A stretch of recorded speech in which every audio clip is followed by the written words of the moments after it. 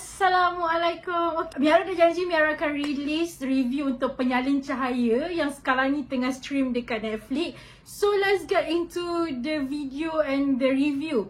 Okay, first of all, I just want to say to all fellow to all Indonesian, teman-teman daripada Indonesia yang menonton video ini. Hai, nama saya Miharu. Saya buat cover movie review dari dalam dan luar negara. Saya daripada Malaysia. Jadi hari ini saya akan review tentang filem Penyalin Cahaya yang sekarang ni tengah stream di Netflix. Okay, so let's get started with the review. Okay, first of all, Miaru akan bagi sinopsis untuk movie ni. Dia bercerita tentang seorang wanita yang bernama Suryani yang baru sahaja menerima beasiswa. Tapi beasiswa dia tu dia kena pergi interview dulu untuk we all know how beasiswa and scholarship works. You need to go to interview, meyakinkan pihak yang akan memberikan beasiswa itu yang okay, I will study hard. Saya akan study dengan bersungguh-sungguh dan akan mengharumkan nama sesiapa yang memberikan that scholarship kepada saya, macam tu. Tetapi dalam masa sama, Suryani ni datang daripada keluarga yang susah. Mak dia menyaga dan bapak dia sangat strict. Okay, bapak dia yang dilakonkan oleh Lukman Sardi. Okay, banyak kali juga Lukman Sardi ni Miaru dah tengok dia. Salah satu daripada movie dia yang Miaru pernah tengok, Berbagi Suami. Dan this time around, I love Lukman Sardi because he's a good actor. Salah satu daripada actor yang Miaru look up tu juga dekat Indonesia, selain daripada Alex Abad. So Lukman Sardi ni salah satu yang Miaru suka juga. Okay, Herjunot Ali dan mereka-mereka ni lah. Tetapi nak jadikan cerita, dalam masa yang sama, Sur ni join budak-budak teater. Okay, teater ni dia panggil a group of them, they call it Matahari. So masa tu diorang baru dapat memenangi tiket untuk ke Kyoto untuk menunjukkan diorang punya teater lah dekat sana. So of course dalam that kind of group adalah seorang anak orang kaya iaitu Rama. So Rama ni bapak dia sponsor semua orang pergi Kyoto. So diorang nak buat macam majlis meraikan lah diorang dapat ke Kyoto tu. So of course lah diorang minum-minum, and then there's drug involved. And Sur bapak dia dah cakap lah sebelum pergi jangan minum-minum. Tapi of course lah Sur dia nak merayai kemenangan dia. Bukan sahaja dia dapat scholarship, tetapi dia dapat juga bekerja dengan Bapak Rama sebagai web designer. Sebab Sur is a good web designer. Okay, sebab dia bertindak dalam Matahari ni sebagai web designer untuk this theater group lah. Okay, dan kerana Sur juga, ramai juga orang dapat tahu tentang diorang punya kewujudan tim Matahari ni. So of course ada kat situ Sur macam dah minum. Tiba-tiba besok pagi dia bangun, bapak dia mengamuk. Bapak dia cakap apa? Macam mana seorang perempuan yang dihantar oleh lelaki yang tak dikenali, diketuk-ketuk pintu semua orang daripada hujung rumah ke hujung rumah untuk cari rumah Sur. Rupa-rupanya Sur balik malam semalam tu, Sur mabuk. Dia total blackout. Okay, masuk dia total blackout tu, dia tak ingat apa-apa langsung. Daripada situ dia learn that ada orang post dia punya selfie masa dia tengah mabuk. Okay, and of course benda tu memberikan bad impression kepada pihak scholarship. Dan scholarship cakap dengan dia, okay, kita orang tak dapat membayari kau punya pelajaran. Okay, so daripada situ bermulalah Sur backtrack balik apa yang dia buat malam tu. At first dia ingat ada orang majal dia, maknanya ada orang try to macam letak barang dekat dalam air dia semua. So dia try to backtrack everything back. Okay, so bermulalah kisah dia. Dia susah payah Sur ni untuk backtrack balik. Siapa yang buat ni, siapa yang upload ni, sebab dia yakin bukan dia yang upload. Okay, so that's the story for Penyalin Cahaya. And bagi Miharu, this movie is actually sangat fresh dan sangat resonate dengan zaman sekarang. Sebab it happens. Bukan Miharu dah cakap budak-budak zaman sekarang ke apa. No, it happens dengan semua lapisan masyarakat. Kita tak tahu siapa, apa yang kita post kat social media tu apa semua. Dan benda ni mengingatkan kita balik. Bukan saja dekat kita, dekat semua orang juga. Jangan kita melebih-lebih sekiranya kita meraihkan sesuatu. Jangan kita tak ingat apa pesan mak bapak kita, apa semua. Dan this movie juga menunjukkan yang the status quo lah, you know. Orang kaya Orang selalu cakap, ini apa yang Miaru share. Orang selalu cakap, orang kaya selalu boleh terlepas daripada apa-apa sahaja kerana diorang ada duit. While Sur ni datang daripada keluarga miskin. So dapat menunjukkan yang nampak jurang dekat situ. Sur memang orang susah, tapi bapak setelah apa yang dia dapat, beasiswa tu dia sangat appreciate benda tu, tapi beasiswa tu lenyap macam tu sahaja. Memang kesian sangat-sangat. Watak Sur ni dimainkan oleh Shenina Cinnamon.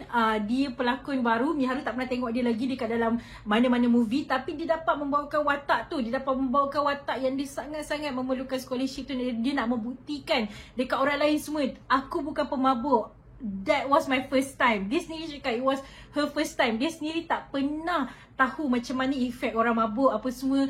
So daripada situ kita dapat tengok how helpless seorang wanita is. Tapi dia cuba endure, dia cuba dengan cekal untuk mencari siapa yang buat dia ni. Okay, I like it sebab benda ni happen, macam Miharu cakap, benda ni happen in real life. Dan Miharu suka the way filem Seberang portray benda-benda macam ni. Sebab diorang berani portray benda-benda macam ni. Sebab tu Miharu suka filem-filem daripada Seberang. Okay, bukan Miharu cakap Miharu tak suka filem daripada Malaysia. I love it. Okay, tengok Private Sapu punya review itu, I like it. Tetapi movie ni memang resonate kepada student-student yang baru saja lepas sekolah nak masuk universiti, yang dapat beasiswa. Korang kena tahu tanggungjawab korang sebagai scholar, kan, macam tu. So dia memang menunjukkan yang best gila cerita ni. Bagi Miharu suka because it shows reality kehidupan. Okay, sebab sekarang ni cerita-cerita yang dimomokkan dengan segala kahwin kontrak, kahwin orang kaya, semua tu orang dah tak nak tengok. Sebab sekarang ni semua orang hidup melarat. Melainkan kalau awak dilahirkan dalam silver spoon lah. Okay, tapi kalau orang biasa rakyat marhin, kita dapat rasa benda tu. Kita dapat rasa yang Sur ni betul-betul desperate sangat-sangat nak buktikan yang dia tak salah. This is not, bukan salah dia. Okay, and apa yang Miharu tak suka pasal movie ni, maybe sebab it's expected untuk Miharu, ending dia Miharu dah dapat agak siapa yang majalkan Sur apa semua tu Miharu dapat agak. Okay, itu memang silap Miharu lah. Sebab I watch too many movies. Korang semua tahu kan, I go to movie events, I watch movie a lot. So memang Miharu tak dapat lari jauh lah daripada yang Miharu expect. Selalunya movie yang macam mengejutkan Miharu bila Miharu tak tahu pun ending dia, tiba-tiba pak macam tu je. Tapi movie ni dia punya kurang dekat situ, which is expected. Tetapi yang lain semua best. The actor, actress perform kau-kau. Bapak kepada Rama, orang kaya tu yang Miharu cakap tu. And dia tunjuk jurang antara bapak Rama ni, mak bapak Rama ni dengan mak bapak Sur. Sebab dia tunjuk kat situ cara kehidupan, upbringing kita lain. Okay, Sur ni daripada orang susah. So bapak dia selalu stres, bapak dia selalu nak marah-marah. Sebab we know how life is, struggle tu macam mana kita faham. Lepas tu bapak Rama ni sangat macam chill, mak Rama ni sangat macam understanding. It shows different tau kat situ. And Miharu dapat tengok betul-betul pencipta movie ni nak tunjukkan the reality kehidupan. Maknanya kita memang serumpun lah, apa yang jadi kat Malaysia jadi juga kat Indonesia, kan. Korang jangan lupa untuk tengok Penyalin Cahaya. Sebab Miharu puas weh. Out of 10, Miharu bagi movie ni 8.5/10. Kenapa tak bagi 10/10 Miharu? Sebab of course ending dia expected. So Miharu rasa macam Miharu tak boleh bagi 9. Macam tu. Tapi kalau movie ni macam dia bagi another twist, maybe Miharu akan bagi 9 lah. But guys, seriously memang seronok. Jalan cerita dia, the plot naik macam tu, lepas tu dia turun kejap, lepas tu dia naik balik.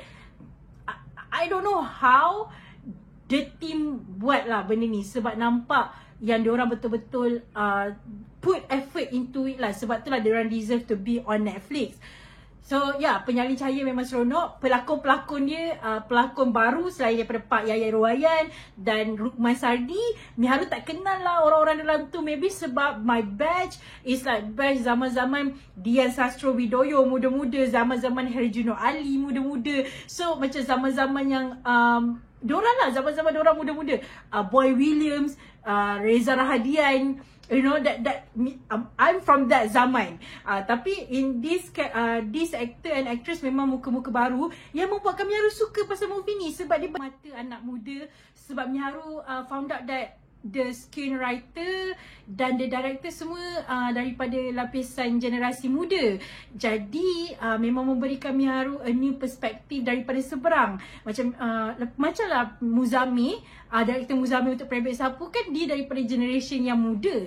Jadi Miharu memang dapat a fresh niche, benda baru tau. Sebab tu Miharu suka Penyalin Cahaya sangat-sangat. Even the ending pun, ending dia simple je Penyalin Cahaya ni, tetapi sangat bermakna. Miharu tak boleh nak bagi tahu korang di ending sebab Miharu tak nak potong the hype.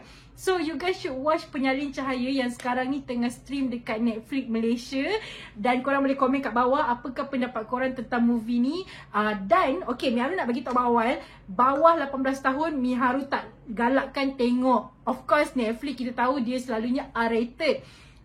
So Miharu sarankan, Miharu dah bagi tahu awal jangan siapa-siapa marah Miharu. Sebab Miharu dah sarankan nak tengok biarlah orang yang 18 tahun ke atas. So macam Miharu cakap, even movie ni pun buat untuk orang-orang yang baru habis sekolah, untuk memahami betapa pentingnya sekolah. Kalau kau dapat scholarship, betapa pentingnya kau dipertanggungjawabkan sebagai seorang scholar untuk membawa nama scholarship korang tu ke mana-mana korang pergi. So ya, sebagai student juga kita kena tahu batas-batas kita juga. Sebagai anak muda juga kita kena tahu batas-batas kita. Macam Miharu cakap, kalau kita achieve something, nak meraihkan kemenangan boleh, tapi berpada-pada janganlah kita buat apa yang Sur dah buat, sebab ini semua pengajaran. Okay, ambil apa yang ada dekat dalam Penyalin Cahaya ni sebagai pengajaran. Sebab even Miharu yang dah lepas zaman sekolah, dah lepas zaman universiti pun, Miharu still rasa Penyalin Cahaya ni memberi Miharu pengajaran yang Miharu kena ingat.